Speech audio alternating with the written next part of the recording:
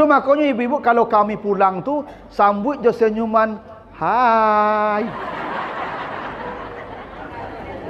Selamat datang bestiku atau ayang bebku. Kalau mereka tu ibu apa aku dak kakak luar rumah le percayalah kamu. Cubalah turun surat Al-Mujadilah ayat 11. Ya. Surah Al-Mujadilah ayat 11 kenapa turun? Dulu sahabat ibu kalau Nabi berceramah itu berdesakkan ke mulut Nabi semua. Hingga Nabi payah bernafas. Maka turun ayat berlapang-lapanglah kalian iza qila lakum tafassahu fil majalis fafsahu. Lapang-lapang sedikit. Karena memang sahabat tu tidak ingin satu kata pun lewat dari telinga mereka. Begitu kalau dilacui guru kok mengadulah ke rumah beko. Dak nyebuka kabeh pinggang dia Pak. Dah itu. Sehingga guru-guru dulu punya otoritas. Dia betul-betul mendidik. Kini kalau datangnya ke rumah ibunya tidak bisa mendidik anak ibu lah. Yo mana majanya. Apa yang tahunya? Dia tahu ke anak ibu. Perangai anak ibu dan kanyo peloi lah. Makanya guru ko didatangi. Yang keempat tu ya zakah. Ibu kalau mencari ilmu bukan untuk jadi hebat, bukan untuk dihormati. Tujuan kita satu, supaya hati kita disucikan oleh Allah. Karena begini, ibu setiap datang ke majlis ilmu, perkara pertama yang ibu peroleh dari majlis itu adalah hafathumul malaikah. Para malaikat memintakan ampun kepada Allah atas dosa mereka. Kalau bapak ibu pulang dari majlis ini, wa yunadi munadin minas sama, para malaikat berteriak dari langit, kumu maufurin, pulanglah kalian dalam keadaan bersih karena semua dosa kalian telah diampuni. Surat 80 ayat 1 sampai 11 surat Abasa. A'udzubillahi minasyaitonirrajim. Abasa wa tawalla an ja'ahul a'ma. Wa ma yudrika la'allahu yazakka aw yazakkaru fatanfa'ahu dzikra. Amma man istaghna fa anta lahu tasadda. Wa ma 'alaika alla yazakka. Wa amma man ja'aka yas'a wa huwa yakhsha fa anta anhu talaha. Kalla innaha tazkirah. Artinya dia Muhammad bermuka masam dan berpaling wajah karena datang kepadanya seorang yang buta. Tahukah engkau Muhammad, dia yang datang kepadamu itu ingin mensucikan jiwanya, atau dia ingin mendapat pelajaran yang bermanfaat bagi dirinya. Adapun orang-orang yang tidak butuh nasihatmu, orang-orang besar yang sedang engkau hadapi itu, yang tidak butuh nasihatmu, dan engkau serius menghadapi mereka. Sementara tidak ada dosa atasmu kalau mereka tidak mensucikan jiwa mereka. Adapun yang datang kepadamu dengan bersegera dalam keadaan takut, engkau abai kepadanya. Kata Allah, jangan sekali-kali begitu Muhammad, karena agama itu peringatan bagi yang memiliki rasa takut di hatinya. Nah, itu artinya surat Abasa ayat 1 sampai 11. Jadi ayat ini, Bapak Ibu, ayat ini adalah ayat yang berisi teguran kepada Nabi Muhammad. Jadi Nabi Muhammad itu pernah ditegur oleh Allah. Bahkan bukan sekali ini saja. Di kesempatan lain nanti di surat At-Tahrim, Bapak Ibu kalau baca surat At-Tahrim, surat 66, itu surat At-Tahrim itu diturunkan Allah juga dalam konteks menegur Nabi. Karena Nabi itu pernah mengharamkan minum madu. demi menyenangkan hati Hafsah istri beliau. Jadi Nabi itu pernah singgah di rumah istri yang lain, istrinya Zainab. Nabi punya istri lain namanya Zainab. Sebelum ke rumahnya Hafsah, Nabi singgah dulu di rumah Zainab. Biasalah kalau suami datang kan dikasih menu, maka Zainab menghidangkan madu kepada Nabi. Nah, itu Hafsah tahu kalau Nabi minum sesuatu di rumah Zainab, maka cemburulah Hafsah. Lalu ketika Nabi mendekat ke Hafsah, kata Hafsah, mulut engkau bau ya Rasulullah. Ya, bau mulutmu tidak sedap. Ya, padahal bukan bau mulut tidak sedap, hatinya yang tidak sedap. Ya.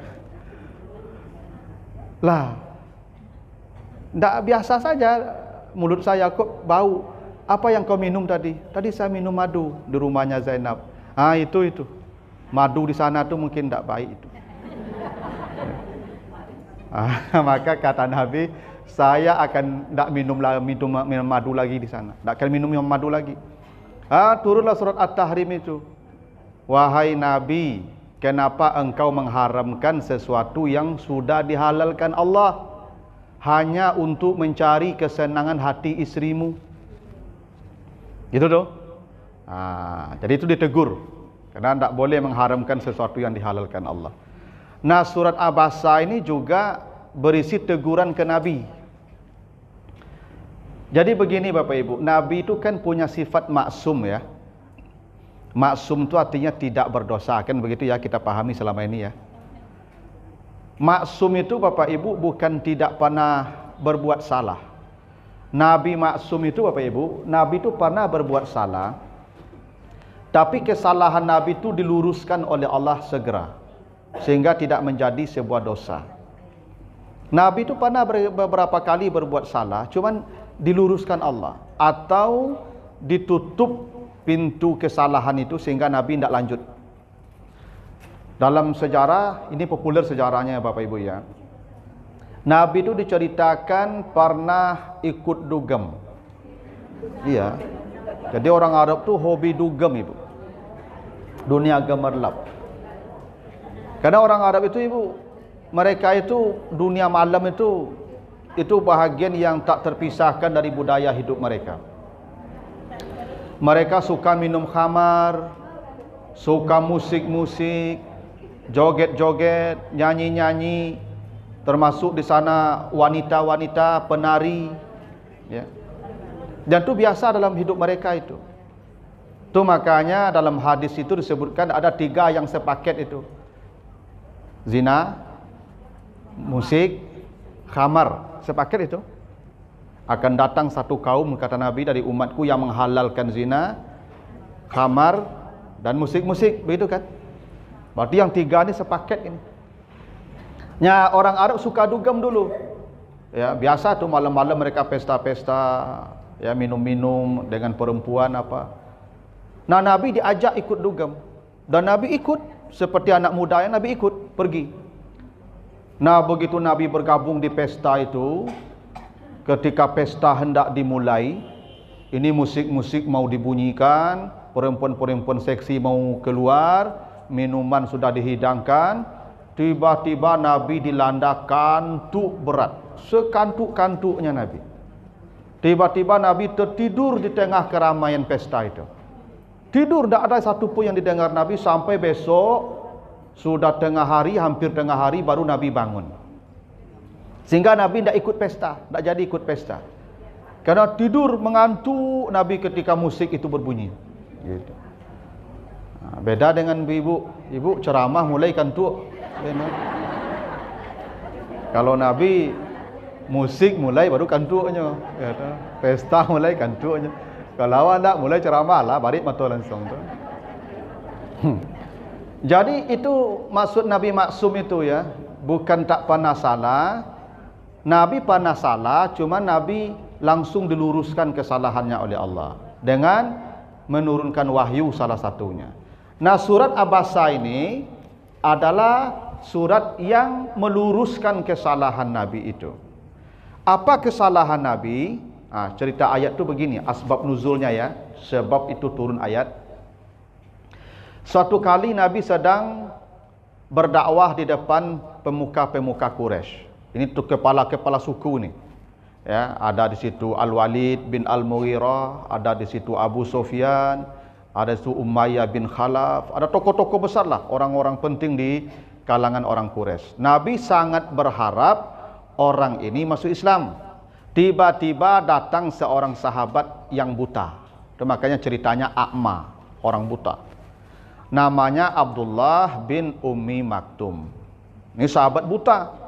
Dia tidak lihat Nabi sedang bicara dengan siapa. Dia tidak tahu Nabi sedang menghadapi siapa, apa yang sedang dilakukan Nabi. Dia memang tidak lihat. Dan memang Abdullah bin Ummi Maktum ini Bapak Ibu sahabat yang paling antusias menghadiri majlis-majlis Nabi. Padahal dia buta. Dia tuh di mana ada Nabi kajian, di mana ada Nabi itu majlis, dia selalu hadir tuh. Padahal dia buta. Semangatnya dia tuh Abdullah bin Ummi Maktum tuh. Ya.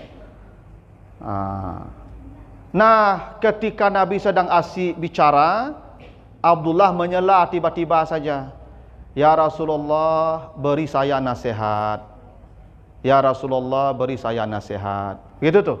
Jadi Bapak Ibu dulu para sahabat tuh Bapak Ibu kalau ketemu Nabi selalu minta nasihat. Kadang-kadang sahabat tuh Bapak Ibu berjalan itu bermil-mil, puluhan kilo mencari Nabi minta nasihat. Makanya ada sebuah hadis sahih kan, ada seorang sahabat sekian mil jalan kaki ketemu Nabi, sampai ketemu Nabi minta nasihat, ya Rasulullah saya minta nasihat. Apa nasihat Nabi? La taghdab, jangan marah. Itu nasihat Nabi. Ini puluhan kilo jalan kaki kok jangan marah saja nasihatnya. Sahabat itu kecewa. Ya Rasulullah tambahlah lagi nasihatnya. Kata Nabi, la taghdab, jangan marah. Itu tuh. Ini sahabat loh, sejauh ini saya jalan kaki kok satu juga nasihatnya. Tambah lagi nasihat ya Rasulullah. Kata Nabi, la taghdab walakal jannah, jangan marah untukmu surga.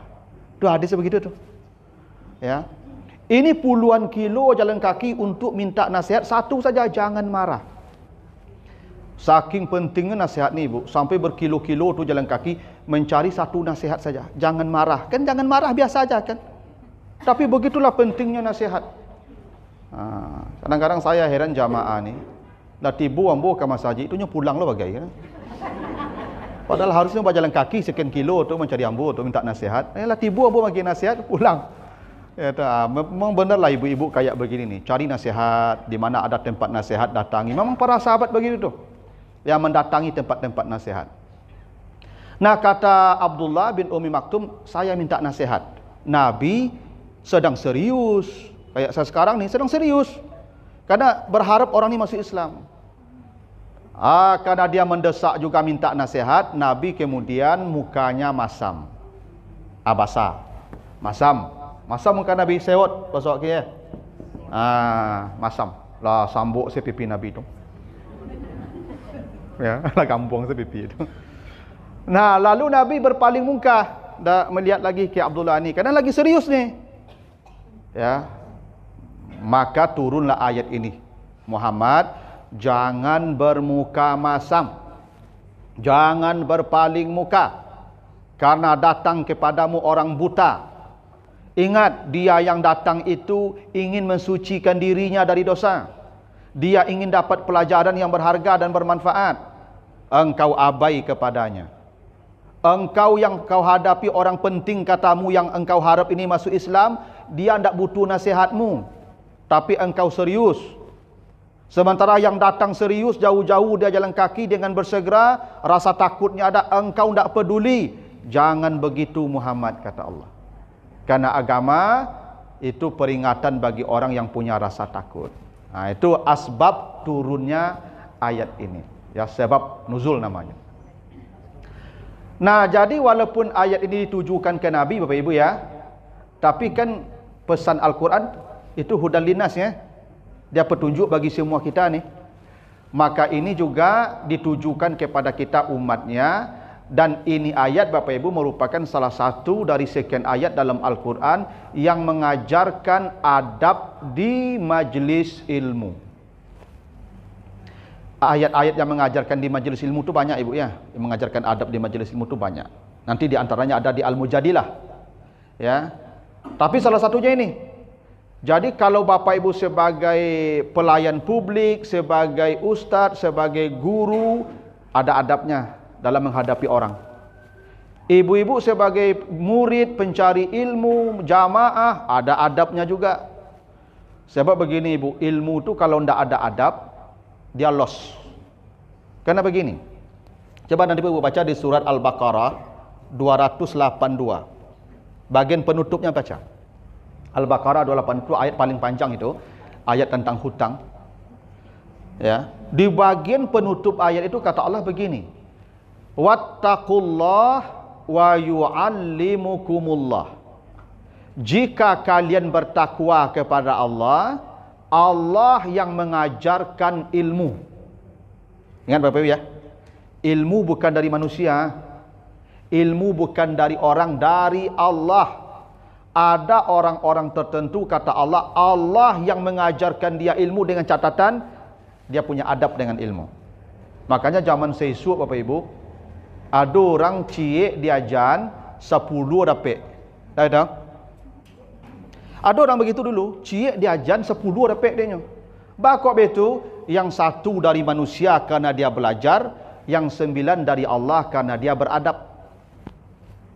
Aku orang murid-murid zaman sesuk tu beradab juga guru dah tahu. Karena adab tu pangkal ilmu dicurahkan Allah. Adab tu penting Bapak Ibu. Coba nanti Bapak Ibu baca di surat Ar-Ra'du ayat 17 ya, surat Ar-Ra'du ayat 17. Begini, ilmu ini Bapak Ibu dia seperti air. Ilmu ini seperti air. Makanya Bapak Ibu yang belajar sekarang namanya sedang disiram rohaninya, ada betul? Makanya namanya siraman rohani ya. Makanya tadi apa kata Allah? Orang buta itu datang belajar untuk mensucikan dirinya, begitu kan? Wa ma yudrika la'allahu yazakka. Tak begitu? Ibu bapak kalau belajar itu suci jiwanya tu. Tu makuk siraman rohani namanya. Biasanya kalau menyiram pakai apa Bapak Ibu? Air. Jasmani kita disiram dengan air. Rohani kita disiram dengan ilmu. Dan air, baca di sini Ar-Ra'du 217 ini, air itu sifatnya turun dari tempat yang tinggi ke tempat yang rendah, tidak begitu? Makanya kata Allah fasalat audiyatun, nanti air itu akan menetap di tempat yang paling rendah. Audiyah ni jamak dari wadi. Wadi itu lembah. Begini, air itu ibu, dia turun di gunung-gunung, di bukit-bukit, tak begitu? Hujan pertama di gunung, di bukit dah. Karena awan itu akan akan menghantam bukit. Di situlah hujan turun. Makanya gunung, bukit itu acuk hujan turun di situ. Tapi ada tak air yang menggenang di gunung, di bukit? Tak ada. Di mana air menggenang? Di lembah-lembah. Lembah itu apa itu? Tempat yang rendah, tak begitu? Semakin rendah itu tempat, semakin banyak air berkumpul, tak begitu sunatullahnya? Ilmu tadi seperti air. Kalau air mengalir dari tempat yang tinggi ke tempat yang rendah, ilmu juga sama. Makanya Bapak Ibu kalau di majelis ilmu, kalau sudah merasa tinggi dari sumber ilmu, dari guru itu, baiknya tidak usah duduk di sana. Karena air tidak mendaki. Semakin tawaduk hati Bapak Ibu di majelis ini, ilmu semakin banyak tercurah ke hati Bapak Ibu. Percayalah. Itu maka tampik duduk murid tak boleh lebih tinggi dari guru. Bu, air tak mendaki dia, Bu. Jadi kalau ambu duduk di lantai, ibu jangan di kursi duduk. Tak boleh. Lantai. Kalau belok ambo kan tagak tinggi ambo. Ya, tapi kalau ambo di lantai, duduk di lantai. Kalau ndak bekonyo air ko nak mendaki ibu, cayolah kamu. Ndak betul. Tu maka ambo bagi tampik duduk di situ. Ibu-ibu bapak-bapak di bawah duduk kan? Itu adab namanya itu. Adab memang begitu. Karena air itu sifatnya akan berkumpul di tempat yang paling rendah. Tu makok di muka guru ko memang awak rendah, ndak do bernilai awak di muka guru tu. Tu adab tu ibu ya. Memang begitu Al-Quran mengajarkan. Nah, itu kenapa ilmu tu diumpamakan dengan air, sifat air begitu. Nah, makanya ibu-ibu kalaulah datang ke pengajian, ada yang kalau ustaz ko ceramah dak ada berisi lah, ada ajar ibu-ibu lah ikut betul. Kok betul ibu ngecek jangan jadi ibu lah. Karena ibu lah merasa tinggi itu. Air kau bekonya mengalir saja itu ndak kainggok ke ibu lah, percayalah kamu. Percayalah ibu kamu. Ndak kainggok kayaknya lah. Karena air itu akan menetap di tempat yang rendah. Hati Bapak Ibu kalau rendah, ingat ya, yang mengajarkan ilmu bukan manusia, Allah ya. Manusia sebab saja tu ibu. Makanya dalam majlis itu ada adab. Nah, ini adabnya banyak nih ibu. Surah Abasa ni. Ya. 1 ayat yang pertama ya. Abasa wa tawalla. Kata Allah, jangan bermuka masam, jangan berpaling muka ketika ada yang datang meminta pelajaran kepadamu. Okey. 1, ni guru ni. Seorang guru tidak boleh bermuka masam di depan murid-muridnya. Ini pokok ni ya. Ustaz, guru, muka masam tu jauhi. Ambo sabanyak apa pun masalah ambo di rumah ibu, ambo tak boleh masam muka ambo di muka ibu lah. Ambo kalau berhadapan jauh jamaah tu harus smile. Padahal masalah ambo sagudang, tapi tak apa-apa. Tak boleh masam muka lah ya. Sebab begini ibu. Kalau muka lah masam, nyo ndak enak dipandang wajah orang tu ibu. Ya ndak? Kalau guru ko lah mode mencari antu, mencarinya ibu. Kadang guru tu mencari harimau, mencari antu okay, kan. Itu pelajaran semurah apapun sulit diterima. Nasihat sebaik apapun tak masuk ke hati murid.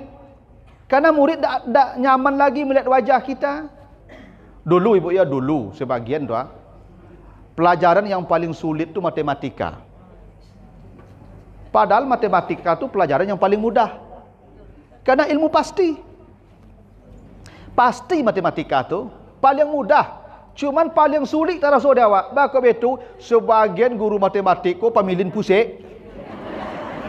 Sebagian tu. Sekali dua tak mengerti lo nyepiwo pusing dulu mah tak betul. Sehingga awak lama nakui bertamu je guru ko. Sehingga pelajaran ko ngesabananya ringannya. Cuman dek guru ko sebagian yang tak nyaman dok mandangnya lah. Jadi sulit je beko tu mah. Tu mako je guru ko tak boleh mukanya masam apalagi ya wajah amarah, tak boleh tu. Tak boleh karena membuat orang tak nyaman memandang kita. Dan ini bukan hanya kepada guru Bapak Ibu. Bapak Ibu kalau pegawai, pelayan publik, ASN, tak boleh muka masam melayani orang. Ibu kalau masam muka ibu, orang yang datang tak nyaman berhadapan dengan ibu. Kalau mukanya masam. Ya. Makanya ni muka masam ni dijauhi ibu. Ya. Dengan siapapun lah. Ibu kalau pulang suami apa tu masam wajah ibu. Itu kami ndak taluk lama duduk di rumah tu bekol tu. Tu mako sebagian apa-apa ko sanangnya di lapau duduk karena muka ibu ko masam. Percaya le ibu kamu ndak tu. Tu makanya ibu-ibu kalau kami pulang tu sambut je senyuman, hai.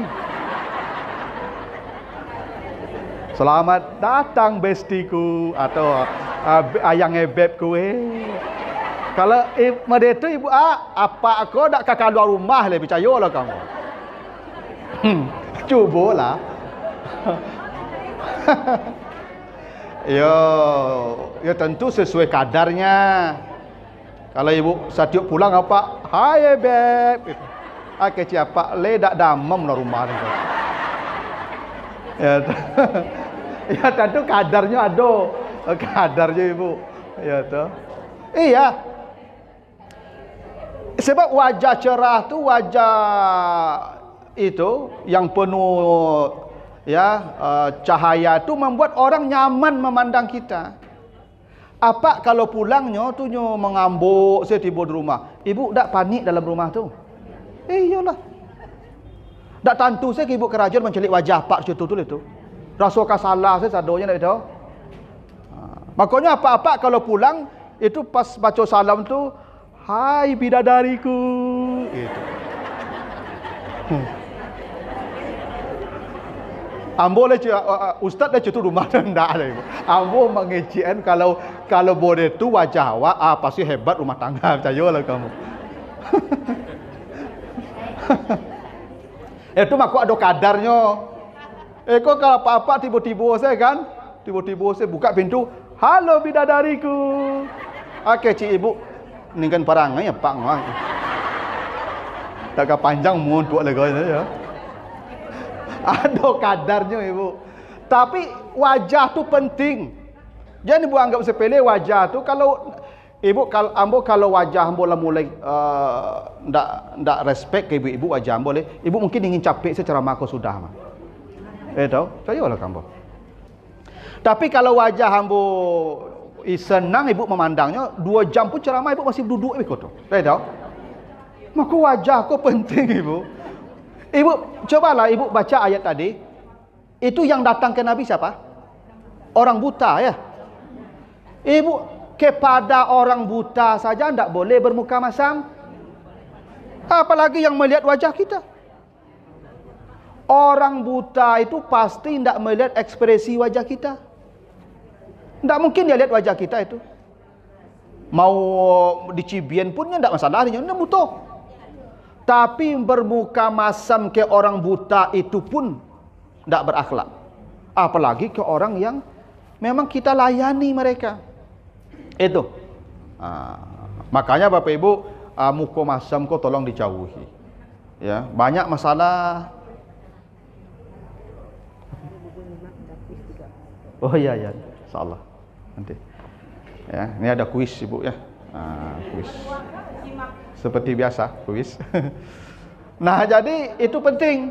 Ya, satu ya, jangan bermuka masam. Ibu-ibu yang di majlis ku jangan masam-masam sih mungku ibu. Senyum. Senyum tu sedekah. Ibu kurang-kurang piti. Ndak ya pandai. Palo. Ya toh. Apa ibu masam-masam mungku ibu? Guna ibu muka masam tu apa? Tak ada gunanya lah. Bantu ibu bakal bertambah tak selesai bantu ekor tu. Ya. Nah, jangan muka masam. Kanak tak boleh muka masam, ke orang rumah tak boleh muka masam, ke suami tak boleh muka masam, apalagi ke orang-orang yang wak layan itu tak boleh. Makanya Bapak Ibu, ada sebuah pandangan umum dulu ya. Awak kalau pergi ke rumah sakit, pergi berubek ke rumah sakit umum dulu. Awak ndak sakit, dah jadi sakit tiba situ. Ndak betul. Oh mungku perawat kau tak ada nelok kawak lah. Pertanyaannya tu asal, sakit. Lama sakit. Seketik emangnya. Ndak betul. Itu makanya Bapak Ibu banyak orang pai orang Bapiti pai ke Malaka, pai ke Singapura. Karena itu soal layanan orang wajah orang tu itu yang mahal ibu. Ibu awak makan di restoran ku ibu, ada restoran tu makan engkau ndak lama ke ibu. Lama masakan ibu leh. Santiang ibu masak di rumah leh. Cuman bakok kami lama di restoran makan yang melayan itu. Selamat siang Pak. Ada yang kami bisa bantu? Mau pesan apa Pak? Sudah? Pas lah tiba, silakan Pak. Terima kasih. Tak betul? Kalau ibu enggak.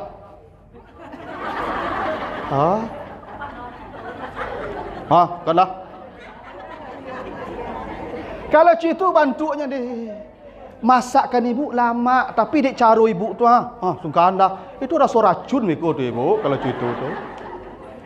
Makanya ibu cobalah ibu kalau menghidangkan masakan ke suami, yang ibu masak tu taruang nyoyo sambal lado. Tapi caro magian tu Pak, iko sambawa hari konyo Pak, berkenan apa mencicipinya deh. Itu rasa KFC langsung tu ibu. Kenapa? Rikuah. Iyo yang mambe awak makan lama tak lama tu kuah perasaan. Kalau perasaan kanai tak lama cak dah ibu. Percayalah kamu.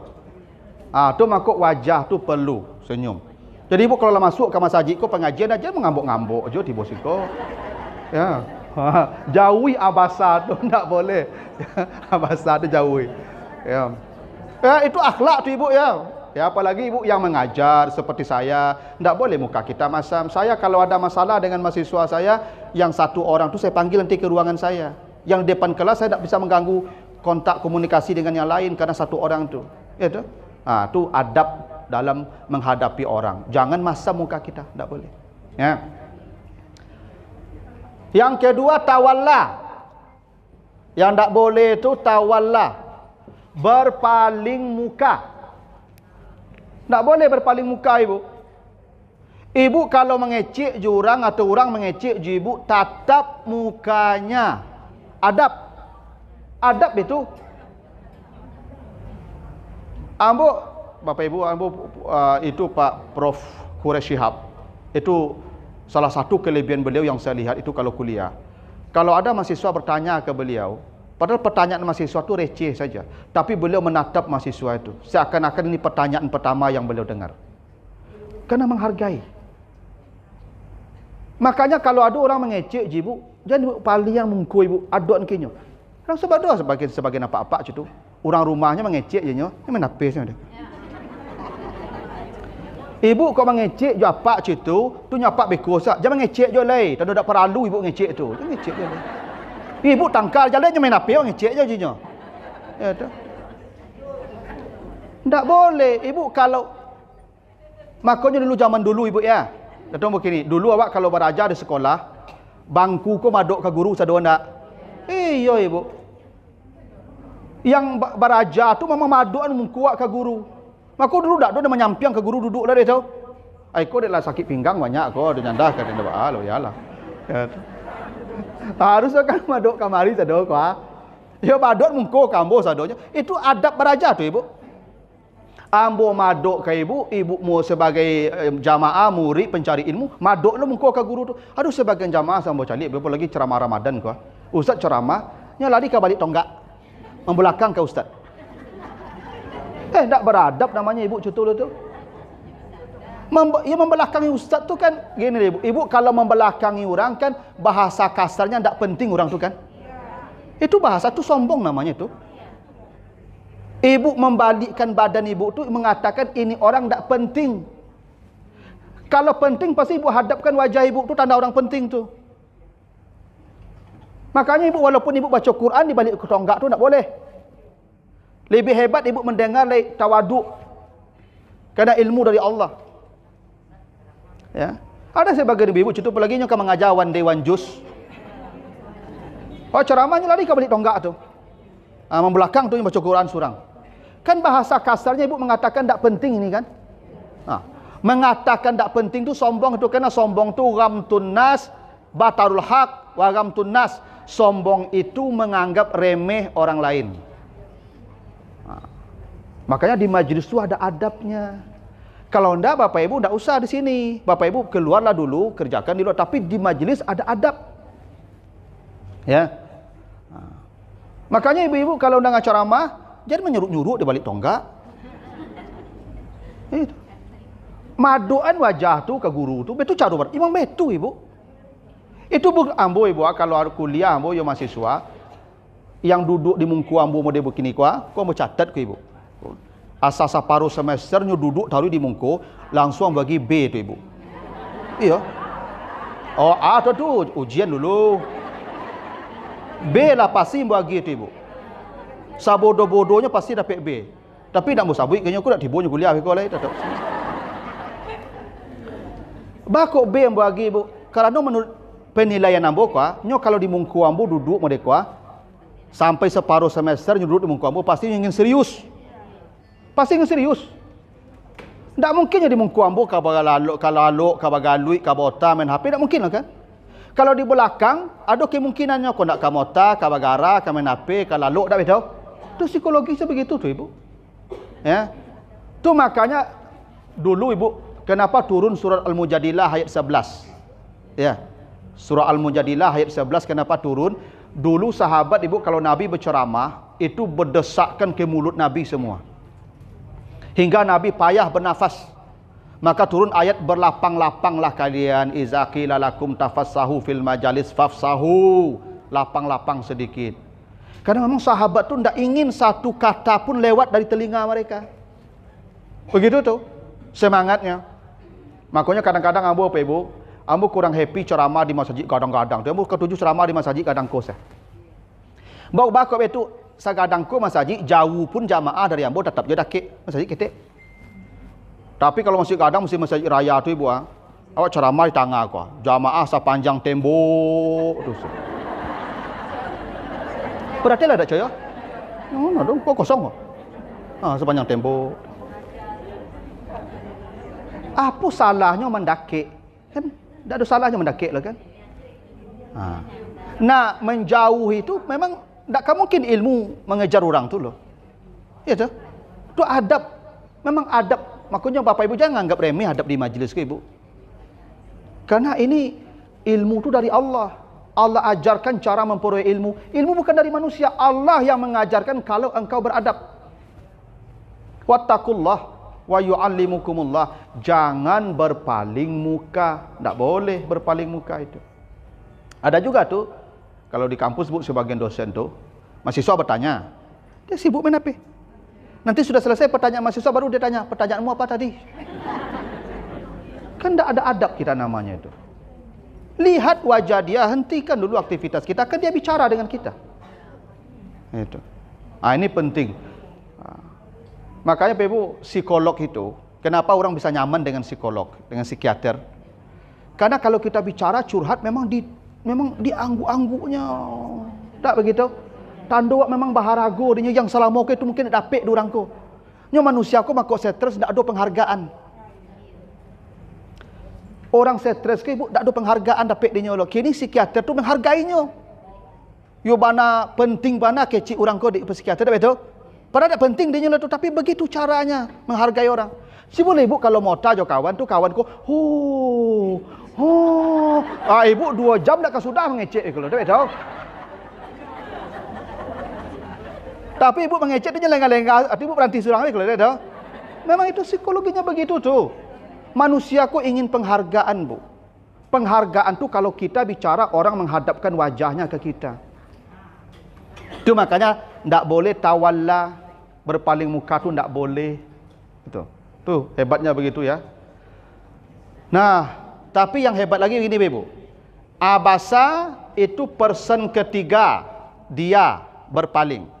Tawalla juga dia berpaling, person ketiga ni. Yang ditegur siapa? Nabi Muhammad.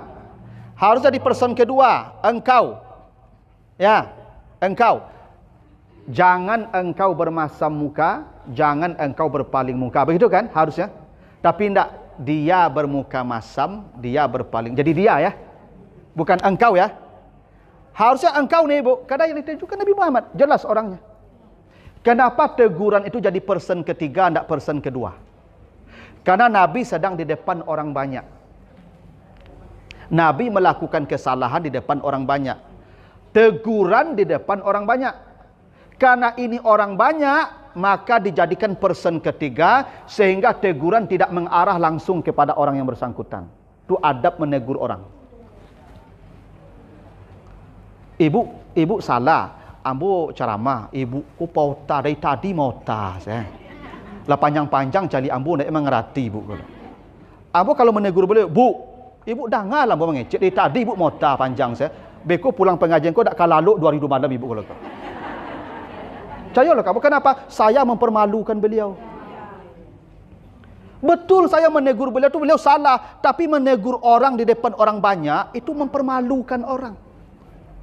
Jiwanya terganggu. Maka saya carikan person ketiga. Bapak-bapak, ibu-ibu, memang di beberapa tempat di masjid-masjid lain saya kalau ceramah memang kebiasaan ibu-ibu ni memang banyak juga yang mota ketika mau berceramah. Itu tapi di siku mungkin agak jarang juga bertemukan. Ya, tapi di tempat lain begitulah perangai ibu-ibu kau. Padahal ibu suka doa. Tapi ibu yang sabala tu, kalau menyindir awak ustaz komada jangan dah. Dan tak malu kan? Tak malu. Jadi ibu kalau menegur anak, anakku salah, jangan dimungku adik-adik kakak-kakaknya. Tak boleh. Saya mahasiswa, saya melakukan kesalahan di depan teman-temannya. Saya tak boleh menegur dia di depan teman-temannya. Dia kehilangan harga diri nanti. Saya panggil dia ke ruangan saya. Nanda, nanti ke ruangan saya, saya tunggu. Di situ mau saya caci maki pun dia tak ada masalah, karena sendirian. Itu adab menegur pun ada, Bapak Ibu.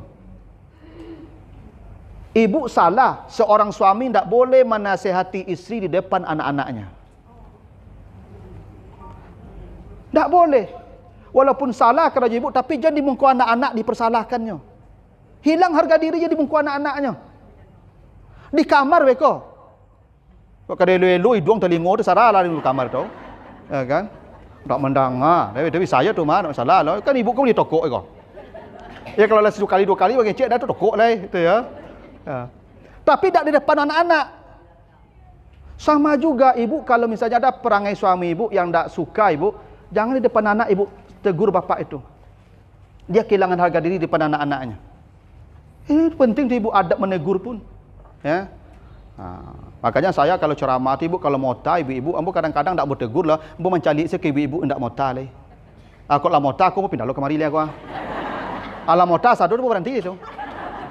Jadi kau lanjut lebih mota orang sadonya, gitu. Tapi itu adab, ndak boleh menegur orang dengan person kedua di depan orang banyak. Itu adab. Ya, jadikan person ketiga bercerita saja tentang orang lain yang sesungguhnya dia yang kita maksud. Biar dia tidak merasa dipermalukan di depan orang banyak. Itu kenapa bukan abasta, bukan tawallaita, tapi abasa wa tawalla. Itu redaksinya begitu. Nah, ketiga, ayat yang keduanya anja'ahul a'ma. Ya, jadi yang pertama tak boleh bermuka masam, tak boleh berpaling muka. Itu adab. Adab yang ketiga, datang kepadanya orang buta. Ingat, coba Bapak Ibu perhatikan baik-baik bahasanya. Ja'a. Ja'a itu artinya datang. Datang ya. Oke. Adab ilmu itu Ibu Bapak mendatangi. Ya, datang ya. Ini orang buta nih Ibu. Orang buta ini. Orang buta pun mendatangi ilmu. Adab ilmu Ibu, jangan pernah Ibu suruh orang datang mengajar Ibu ke rumah. Tidak boleh meminta guru datang ke rumah Ibu mengajar anak Ibu. Tidak beradab.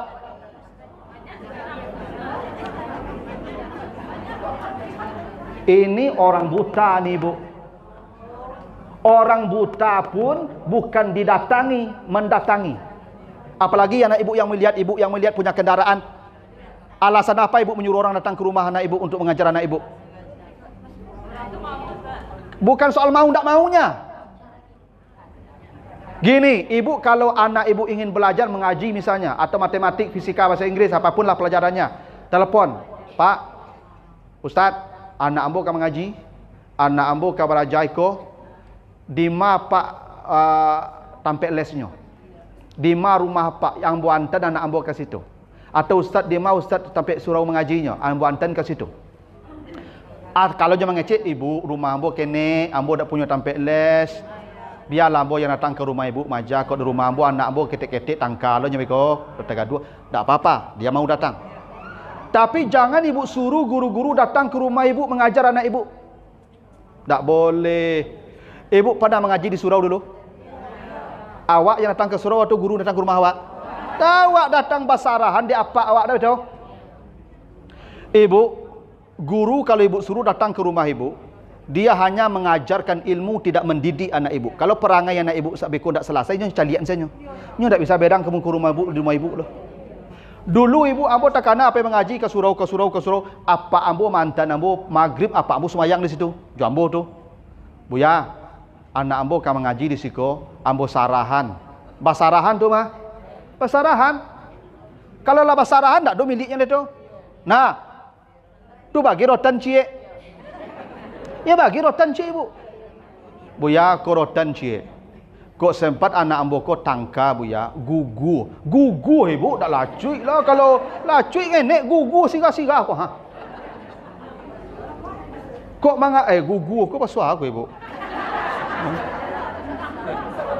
Ya. Kalau dilacui guru kok mengadulah ke rumah beko. Dak nyoboka kabeh pinggang dia Pak. Dah itu. Sehingga guru-guru dulu punya otoritas. Dia betul-betul mendidik. Kini kalau datangnya ke rumah ibunya tidak bisa mendidik anak ibu lah. Yo mana majanya. Apa yang tahunya? Dia tahu ke anak ibu. Perangai anak ibu dah kan nyopeloi lah. Makanya guru ko didatangi. Adabnya betul supaya taraso payah mencari ilmu tu, makanya ilmu ko dituntut, dicari. Makanya guru-guru zaman sesuk Bapak Ibu cuai semua. Cuai semua Ibu. Semua tu kan orang mau buat MB ke situ. Basau air dak. Sebanyak buat MB banyak air bawa pulang dak betul. Guru zaman dahulu tu ibunya duduk di suraunya, ibunya punya surau cik surang. Dia duduk di suraunya, yang butuh ilmu berdatanglah pergi mencari ilmu. Ditimba ilmu ke sana, diserahkan diri kita ke sana. Tak betul? Tu guru yang paling hebat dulu tu ibu, cuai semua. Kalau guru-guru kini ko banyak cuai hujan ibu. Mau diambo ko cuai hujan ko. Subuh siko, jam 10 siko, zuhur siko, maghrib siko. Alawat tiba jamaah aku lari lu pulang begitu. Tapi rancak je lah celai cuai hujan dah cobaan. Nang buruk mana cuai PDAM. Lancar bayaran, lancarnya kalau air ko. Macet bayaran tak kalau air ke lain tiba-tiba nya lah. Banyak guru-guru cetuk gitu, asal lancar sertifikasi, lancar mencah. Macet sertifikasi tak do tiba-tiba nya lain mencahnya lah, gitu ya. Adabnya ilmu ko didatang Bapak ya. Kini ko Bapak Ibu banyak orang yang menyuruh guru-guru datang ke rumah. Ya, soal uang gini, ibu guru-guru tu mungkinnya bisa mau datang kan dia butuh pula sesuatu. Ya. Tapi adabnya jangan disuruh dulu. Tanya tempat dia mengajar, ibu yang berkorban antarkan anak ibu, korbankan waktu kita, tenaga kita. Kalau tidak bayarkan sopir, carikan ojek tu anak belajar. Dulu situ orang juga guruku ibu. Karena adab ilmu tu datangi dia. Jangan, makanya Nabi Khidir, Nabi Musa mencari Nabi Khidir tak? Itu di pertemuan dua lautan itu cari itu. Tak mudah mencari di pertemuan dua, you pada lati duduk berjalan di pinggir pantai itu. Tak ada Google Map tu. Google Mapnya ikan mati. Di ikan mati duit situ tampaknya. Tak mudah mencari tiba itu. You cari itu. Makanya kata Nabi Musa, saya akan habiskan semua usia saya untuk mencari guru itu. Au amdi hukubah. Kata Nabi Musa begitu. Memang adab ilmu kau didatangi, dicari guru tu ibu. Mau di ibu kini kau lapas kok. Cari harus ibu kalau buat menturun ya, rumah ambo kan. Ya, ambo duduk serumahnya, ibu pergi belajar. Tapi tidak apa-apa lah, cari tempat kita datang, ibu datang, saya datang. Harus begitu tuh. Tapi jangan kecuali ibu arisan sekali-sekali. Ya, tu diundang ustaz tu undangan. Tidak apa-apa. Kalau ibu arisan yang kuitlah ke rumah ambo arisan panjang lo kepala itu. Boleh datang. Tu namanya undangan. Tapi rutin datang ke rumah mengajar tu tidak boleh. Tidak adab ilmu begitu ibu. Adab ilmu datangi. Ini orang buta pun mendatangi. Gitu ya? Oke. Lalu apa? 4. Wa ma yudrika la'allahu yazzakka. Tahukah engkau Muhammad, dia yang datang belajar itu ingin mensucikan jiwa. Ini adab dalam mencari ilmu ibu ya. Yang keempat tu yazzakka. Ibu kalau mencari ilmu bukan untuk jadi hebat, bukan untuk dihormati. Tujuan kita satu, supaya hati kita disucikan oleh Allah. Karena begini, ibu setiap datang ke majlis ilmu, perkara pertama yang ibu peroleh dari majlis itu adalah hafathumul malaikah. Para malaikat memintakan ampun kepada Allah atas dosa mereka. Kalau bapak ibu pulang dari majlis ini, wa yunadi munadin minas sama, para malaikat berteriak dari langit, kumu maufurin, pulanglah kalian dalam keadaan bersih, karena semua dosa kalian telah diampuni oleh Allah. Ibu tidak perlu dapat ilmu. Yang ibu perlukan pembersihan hati jiwa dari dosa. Kau ni ibu kabar angkek lah, ibu kapai lah. Lah ya kan, lah 50 60 kan. Lah menunggu jemputan dia kau. Kan tak? Makanya ibu-ibu yang umur 60 kalau bersobok kawan SD, kawan sama gadang, pertanyaannya apa? Lai duit dia sianu lai dia tu. Lah mati tu, innalillah. Tu siapa yang tinggal lai tu? Awak saya berdua lai dia tu. Itu natural saja ibu pertanyaan begitu itu. Kalau ibu mau cari ilmu, ndak sekarang. Dulu waktu segini. Kalau sagi waktu sumu sagiku ibu cik diajan 10 dapat kau. Tapi kalau lah pensiun ibu kabar aja 10 diajan sabale lupanya dia tahu. Macam itu.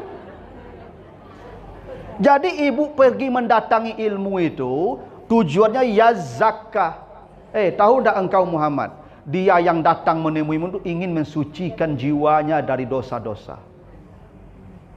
Itu hebatnya ibu mendatangi majlis-majlis. Ibu cari saja di mana majlis-majlis, ibu pergi ke situ. Ilmu tak dapat, tak penting. Ustaz itu ke itu saja sabutnya lah tiap bulan. Tak ia bertukar itu ceramah baru. Tak perlu ibu kecewa. Ilmu itu dari Allah. Memang manusia ilmunya sedikit. Tapi yang ibu butuhkan mendatanginya itu anja'ahul a'ma, datang ke sana itu ya zakah. Wa ma yudrika la'allahu ya zakah, pensucian jiwa.